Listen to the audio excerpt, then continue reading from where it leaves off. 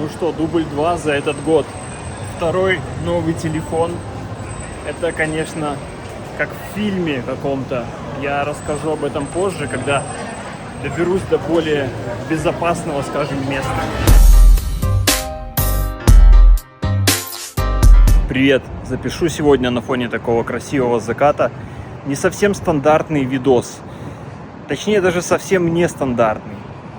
Ну, или стандартный для Аргентины и Латинской Америки. Короче, за последние 3 месяца у меня украли второй новый телефон. Первый был iPhone 15 Pro Max, который я купил относительно недавно, в конце 2023 года, после того, как в Бразилии на пляже Копакабана у меня украли iPhone 12. Ну что, 2 января записываю на новый телефон, пока его тоже не выхватили из руки. Короче, как было дело. Я хочу сейчас поделиться с вами своим опытом, чтобы уберечь кого-то из вас от тех грабель, на которые я наступил сам. Некоторые люди, знаете, в ответ на вопрос «как дела?» говорят: жизнь бьет ключом, да в основном гаечным и по голове. И я должен сказать, что такой подход для меня лично не совсем приемлем. Я предпочитаю мыслить иначе. Жизнь не бьет, жизнь учит. И давайте попробуем в этом контексте разобраться, чему меня конкретно научила жизнь за последние как минимум 3 месяца. Сейчас, например, я пойду на встречу, куда должен буду взять с собой ноутбук.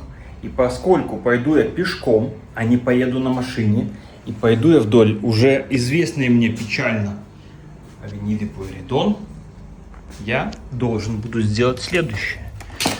Из этого столь привлекательного портфельчика должен буду переложить ноутбук вот в этот невзрачный рюкзачок, который совершенно нормально будет восприниматься даже с такой немного деловой рубашкой, да, или майкой.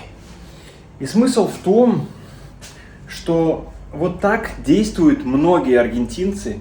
Они не выпендриваются, не выставляют на показ свое богатство, свое добро, которое у них есть. И часто люди, которые достаточно зажиточные, ездят на какой-нибудь Toyota Yaris маленькой, потому что она закрывает их минимум, и все. А где-то дома, да, у них внутри все там роскошно, шикарно, или внутри какого-то закрытого охраняемого комплекса. Потому что Латинская Америка, будем считать, за 4 года научила меня, мы уже знаем, что жизнь учит, да, она не бьет, а учит, научила меня, что за жизнь здесь нужно иногда платить. Так я заплатил мотоциклом, который у меня украли из гаража, но благо страховка возместила. У меня украли в Бразилии телефон на пляже Копакабана. И здесь за 3 месяца украли 2 телефона. Еще и сумму денег, 5,5 косарей, украли. А все почему? Потому что я не сильно озаботился на самом деле о безопасности. И все это я делаю вывод, что это было мое допущение, моя ошибка, потому что я позволил к себе так отнестись и позволил у меня это забрать. Поэтому делаем выводы. Мы с ребенком, с сыном моим, гуляли в очередные выходные. Это была суббота, мы прекрасно провели день. И вечером решили такую завершающую прогулку совершить по городу. И шли в районе Нуэва Кордова, между, собственно, Нуэва Кордова и парком Сармьенто. И смысл в том, что я, выходя из парка, где мы с ним были, надел еще на руку шнурок от чехла. У меня чехол такой со шнурком.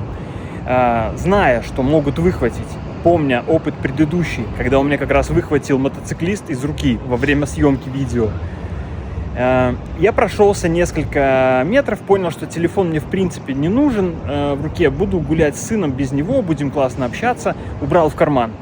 Мы действительно шли, замечательно общались, он мне задавал интересные вопросы, я ему давал интересные ответы. И здесь поступило сообщение, точнее, нотификация о том, что пришло сообщение. Я подумал, мало ли что-то срочное там или по работе, достал телефон И знаете, проблема нашей с вами современности в том, что нам нужно контролировать, куда и сколько внимания мы с вами тратим. Потому что произошло следующее. Я знал, что сейчас я буду доставать телефон. Я оглянулся, точнее, потому что мы шли по бульвару. Бульвар — это пешеходная зона, ну там была еще и и беговая дорожка между двух транспортных потоков встречных. И это самая опасная зона. И я самое интересное недавно показывал у себя в предыдущих роликах как раз эту зону как наиболее опасную. Там больше всего было сообщено об ограблениях или о кражах. Где состоятельные туристы гуляют. Вот, пожалуйста, вот эта улица, по которой можно быстро ездить на скутере или на мотоцикле и выхватывать, например, из рук. И сам я шел ровно там же. И потом я понял, почему это произошло. То есть ты становишься легкой мишенью, прямо легкой добычей, потому что с каждой стороны, и как встречный мотоциклист, так и попутный, может у тебя выхватить из руки.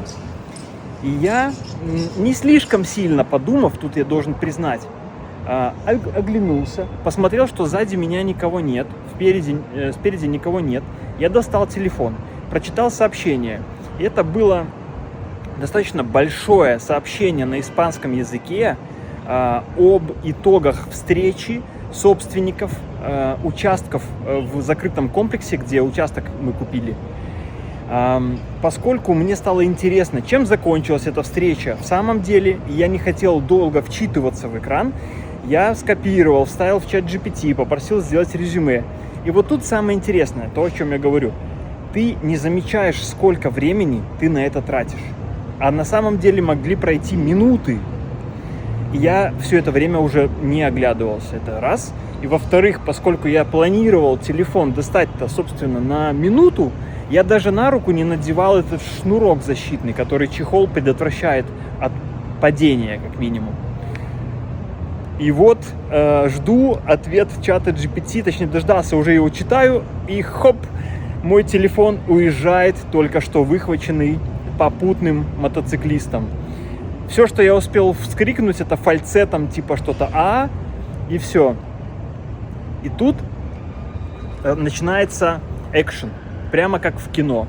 Во-первых, сын не слишком быстро ходит или бегает. Он сказал, что у него еще болел живот. То есть так он, конечно, бегает быстро, но он сказал, что у него живот болел. Мы недавно с ним покушали плотно. Я посадил его на шею и начал идти максимально быстро, как могу. Но не бежать, потому что там примерно 500-600 метров было до квартиры нам добираться. Но интересно то, что телефон-то был разблокирован, когда у меня его выхватили. И ему, понятное дело, имея опыт, ничего не стоило повозякать пальцем по экрану, чтобы не дать ему заблокироваться, где-то остановиться, отключить в настройках вообще блокировку экрана. И везде, где можно было получить доступ без Face ID, получить этот доступ. Понимаете? Сразу скажу, кто это был. Это был мотоциклист, у которого сзади висел такой красный ящик с названием службы доставки Rappi. Но я уже знаю, в принципе, средний портрет такого курьера. Чаще всего там работают очень малоимущие люди, живущие где-нибудь в Вижах. Это говорю не голословно, потому что, работая в Глобанте, с высоты 5-го этажа, по нашим меркам, я мог наблюдать ежедневно, прямо со своего рабочего места, как в соседней, не Виже, а в таком как раз очень бедном районе, часов в 10 утра просыпался, по-видимому, и выходил в одних трусах из дома, из своего частного такого домика, бетонной коробки, паренек. Он двигался в соседнее здание, где у него, по-видимому, был душ, откуда он потом возвращался перемотанный полотенцем, собирался, одевался и садился на мотоцикл службы доставки, как раз с таким аналогичным боксиком. Он уезжал на несколько часов, я все это время работал, и потом приезжал, брал свою суженую под руку, и они шли гулять. Собственно, такая размеренная жизнь. То есть он покатался, эти копейки заработал там на хлеб, ну и все, жизнь удалась. Так в целом, я понял, они живут. Сразу скажу про копейки. Я совсем недавно заказывал себе мото-Uber. И я заплатил 2500 песо, это было $1,5. При этом мне нужно было ехать 11 километров, представляете? 11 километров можно проехать за $1,5. Ко мне ехал он от аэропорта в район Вижа-Бельграно, где я тогда жил, и от Вижа-Бельграно обратно туда, в сторону аэропорта, забирать машину. Я ехал из сервиса. Вот интересно, как они зарабатывают, какие суммы, им ведь надо еще тратить на бензин, на обслуживание и так далее. Теперь я веду вот к чему. У них прокачиваются какие скиллы. Им, во-первых, приходится много выполнять заказов. Соответственно, они отлично знают город, отлично управляют техникой. У них маневрирование на уровне уже инстинктов. Ну, я сам это знаю, потому что сам мотоциклист. И этим скиллом, ну, будем говорить так, по-честному, грех не пользоваться. Когда ты едешь, ты просто работаешь на еду, речи не идет о каких-то роскошах. И тут люди не стремятся там получить образование, выучиться, чтобы получить более какую-то престижную работу. Ну, я имею в виду люди такого уровня. И, соответственно, когда ты видишь какого-то жирного гринго, как они здесь называют белокожих туристов, грех не выхватить у него телефон. И теперь рассказываю, что было дальше. Мы с Марком вернулись в квартиру. Первое, что я сделал, открыл ноутбук, открыл приложение Find My, увидел, что мой телефон отображается совсем рядышком в здании, которое я снимал для своего друга. Мы сейчас рассматриваем один инвестиционный проект. Так вот, я когда увидел, что телефон рядышком, я понял, что окей, сейчас мы попытаемся его выхватить. Я уже готов был драться. Но я взял с собой ноутбук для того, чтобы можно было где-нибудь подключиться еще к интернету и отследить другую локацию. Мы туда побежали с Марком, при этом я ноутбук временно оставил в фойе здания, где мы жили. Внизу там спрятал в шкафчик. Сначала сбегали так, я увидел там мотоцикл за забором. Я подумал, что этот парень там живет. Я стал ломиться в ворота и увидел на первом этаже молодого парня, который в руках держал шлем. Я подумал, ах ты тварь, вот ты только что вернулся с моим телефоном. Я ему стал агрессивно его приглашать выйти ко мне. Тем самым я напугал там, всех, кто живет в этом здании. Он сказал, типа, вызывай полицию, или я сейчас вызову. Я сказал, давай, вызывай. И там парень со второго этажа тоже сказал, я вызываю. Окей. Потом переехала полиция, и вышел тот парень. Он начал мне объяснять, причем на хорошем английском языке. Мол, спокойно, я студент, мы здесь живем с моей девушкой, что ты от меня хочешь? Я ему сказал, что у меня украли телефон, парень на мотоцикле. Говорю, ну правда, там на мотоцикле еще была коробка Раппи красная. Он говорит, ну ты видишь, что у меня коробки нету? И это точно был не я. Я говорю, смотри, мой телефон отображается здесь. Я тогда не заметил, что там метка есть под названием устройства, сколько времени назад он там синхронизировался последний раз. И в этом была моя ошибка. В общем, приехали полицейские, мы стали там пытаться выяснить, где телефон. Я с ноутбука подключился к Wi-Fi этого парня. Телефон все еще отображался там. И пока мы разговаривали с полицейскими, я стал с ними говорить о том, что надо как-то найти, где он тут может находиться. Я стал звуки на нем пытаться воспроизводить через приложение Find My. И тут изменилось его местоположение, и он оказался в нескольких квадрах. То есть примерно там 400-500 метров от того места. И я полицейским сказал, давайте садимся, поехали туда. И мы поехали. Сели с сыном на заднюю, это не назову сиденье, в задний отдел для преступников в полицейской машине. Там внутри ни ручек, ничего мягкого. Короче, как в кино. И поехали. Я с ноутбуком подключился к Wi-Fi, который мне раздала полицейская. И мы приехали к той точке, где отображался ноутбук. Это была точка, где производили еду на доставку. И там было очень много людей, как раз курьеров. И полицейские говорят, теперь воспроизводи звук. Я воспроизводил. А они подходили ко всем и слушали. И ни у кого ничего не звенело. И пока это все происходило, я параллельно спросил у чата GPT. А тут, кстати, важный момент. Я не выбрал Erase, я выбрал Lock. Я когда правой кнопкой нажимал, я видел, что есть варианты либо Lock девайс, либо Erase девайс, то есть заблокировать или очистить, стереть. И когда я спросил у чата GPT, что мне выбрать, он сказал, ты можешь, в принципе, выбрать Lock, потому что этого должно быть достаточно, там все заблокируется, бла-бла-бла. Ну, я выбрал Lock, потому что я понял, что если мы сейчас его заберем, зачем мне потом все восстанавливать заново? Это была моя ключевая ошибка. Сейчас объясню почему. Позже выяснилось, что Lock блокирует карточки, платежные системы, что-то там еще, но он не закрывает активные сессии и все остальное. Я этого не знал. В общем, мы там никого не нашли. Потом я обнаружил эту метку о том, что телефон последний раз синхронизировался там типа 30 минут назад.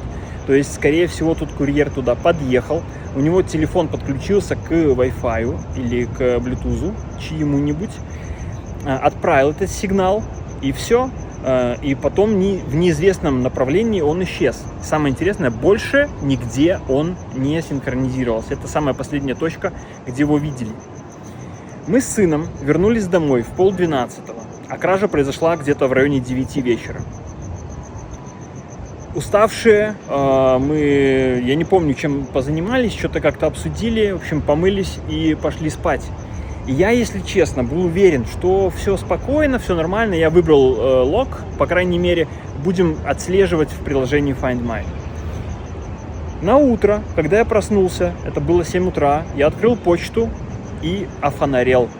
Я увидел сообщение о том, что с биржи Binance выведено $5000 разными транзакциями. Сейчас скрин приложу. Потом было сообщение о том, что выполнен вход, сменен пароль, моих 2 аккаунтов Гугла, которые были к телефону подключены. И тогда я все осознал. Почему? У меня вся безопасность, точнее, вся двухфакторка была на телефоне. Аутентификатор гугловый был на телефоне. 2 симки, на которые приходили коды верификации, были в телефоне, они были им доступны, потому что телефон разблокирован. Gmail приложение тоже было в телефоне, и самое важное, у них не стояло никакой защиты. SMS-ки ты просто открываешь и читаешь, Google Gmail приложение ты открываешь и читаешь, и аутентификатор гугловый ты просто открываешь и читаешь все, что тебе нужно. Они увидели, что есть Binance, они попытались туда войти и не смогли пройти как следует, и они выбрали, видимо, забыли пароль или что-то такое и получили этот пароль туда же на Gmail. Отсюда мы сейчас с вами делаем вывод. Все приложения, касающиеся какой-то личной информации важной, а лучше вообще все, да, лучше перебздеть, чем недобздеть, защищать require Face ID, то есть, чтобы запрашивалось Face ID для открытия этих приложений. Что произошло? В общем, они $5000 вывели с Binance в неизвестном направлении, то есть адреса были известны. $100 ушло на один адрес и остальные 4900 на второй. Но это толку никакого не дает, потому что никакая там служба поддержки не согласилась мне ничего вернуть, потому что это было выведено с биржи куда-то на какой-то, например, холодный кошелек. И гоняться за этими деньгами, вы сами понимаете, с криптой просто не имеет никакого смысла. И еще 700 тысяч песо, это был максимум, который можно было, максимальный лимит, до которого можно было снимать наличные песо в аргентинском банке Santander, где у меня был счет и есть. Они вывели на Claro Pay. Но что интересно, Claro Pay это, в общем, тоже такой типа электронный кошелек мобильного оператора Claro, которым я пользуюсь. Но в моем мобильном кошельке не отображается эта транзакция вообще. То есть они на какой-то чужой вывели. Но прикол в том, что я получил уведомление уже в списке писем на почту, что было выведено якобы мне эти 700 тысяч песо. Это ровно $500 получается. эпопея на этом не закончилась, потому что я понял, что у них в руках все доступы, и там было больше, чем $5500. Я понял, что они сейчас будут выводить все остальное. Причем вывод этот был в час ночи там, или в 2. И мы побежали, это уже было воскресенье. Мы с Марком быстренько пошли. Сначала заблокировали одну сим-карту в одном торговом центре, где был мобильный оператор. Потом пошли в другой торговый центр, к другому оператору, где была вторая сим-карта, заблокировали ее. И я брал с собой ноутбук, чтобы подключиться к интернету. И я увидел, я просто боялся увидеть вообще полный ноль на всех счетах. Самое интересное, что я все хранил там. Проблема, опять же, 21 века. Намного надежнее хранить деньги сейчас, наверное, под подушкой. Короче, я увидел, что они еще $1000 перевели со спотового аккаунта на фандинг аккаунт внутри биржи. Но ее еще пока никуда не перевели. Я ее быстренько обратно закинул на спот, на всякий случай.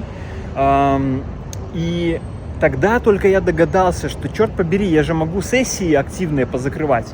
Я стал рыться в настройках приложения. В общем, закрыл сессию активную на Binance, позакрывал активные сессии на Google, но они боролись со мной, то есть они снова пытались войти в мой аккаунт. У них до того, как я заблокировал сим-карты, была возможность получать коды верификации и заново входить под предлогом того, что они забыли пароль. И еще один очень важный момент, о котором я забыл рассказать. Когда я со своего ноутбука вошел в чат GPT, чтобы там что-то спросить, я заметил, что у меня появился какой-то странный новый чат, которого я не заводил. Он назывался на испанском, я не помню как. И когда я открыл его, я просто обалдел. Я понял, что они работают по уже давно отработанной, налаженной схеме. Если в телефоне, который они воруют, и доступ к данным которого они получают, находятся фотографии пользователя этого телефона и чаще всего документы в электронном виде, опять же, это проблема 21 века, цифровизация всего, когда документ ваш физически находится у вас, но его цифровая копия в виде PDF-файла или в каком-нибудь приложении типа Mi Argentina, это что-то, наверное, какой-то аналог госуслуг российских, я не знаю, как там все работает, но примерно. Они берут эти фотографии и просят чат GPT, а сгенерируй ко мне фотку, где я держу этот документ в руке для верификации, потому что очень многие сервисы требуют верификацию личности именно таким образом.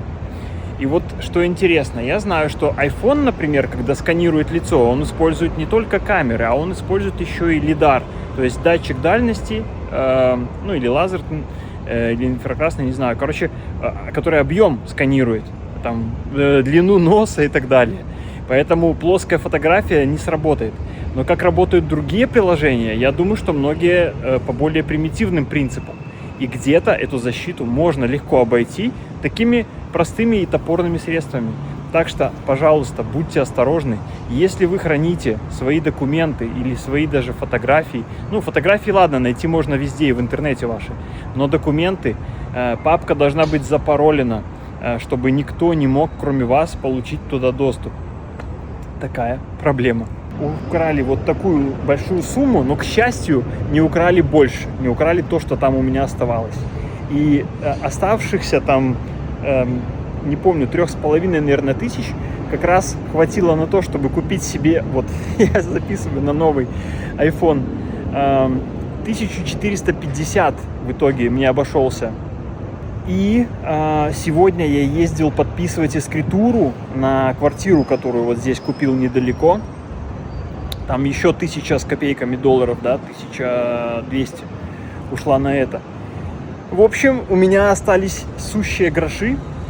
Есть активные клиенты, с которыми мы сейчас работаем. Я надеюсь, что заработка с них я смогу дальше чуть-чуть раскрутиться. Но самое интересное, что эти деньги, которые я откладывал, были предназначены для того, чтобы проводить модернизацию этой квартиры. Там требуется ремонт, она не слишком сильно пригодна сейчас для проживания. И поэтому, как бы стыдно и неловко мне ни было, но я хочу объявить сбор пожертвований, донатов, кто чем может, кому как интересно, в каком формате. Я сейчас дам ссылку на реквизиты, как можно поддержать.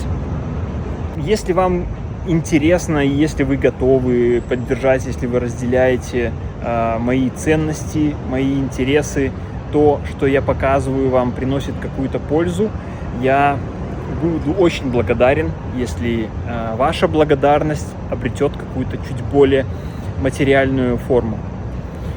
Уже стемнело, пока я все это рассказываю. Я буду готовить обязательно отдельный большой выпуск на тему безопасности в Аргентине, где я рассмотрю, кроме этого случая, все остальные. На этот просто дам ссылку, и там пройдусь, упомяну его просто, скажем, в общем плане. И затем я подготовлю серию выпусков тематических по типу образование в Аргентине, медицина в Аргентине, работа в Аргентине, недвижимость в Аргентине, машины, мотоциклы, девушки, или в целом люди, еда и так далее. И уже потом к этой серии я подготовлю еще один большой обзорный выпуск по Аргентине. Такой план на ближайшее время. Надеюсь, что хватит времени в сутках совмещать все это и работу, которая сейчас, слава богу, есть. В общем, остаемся с вами на связи и до скорого. Пока.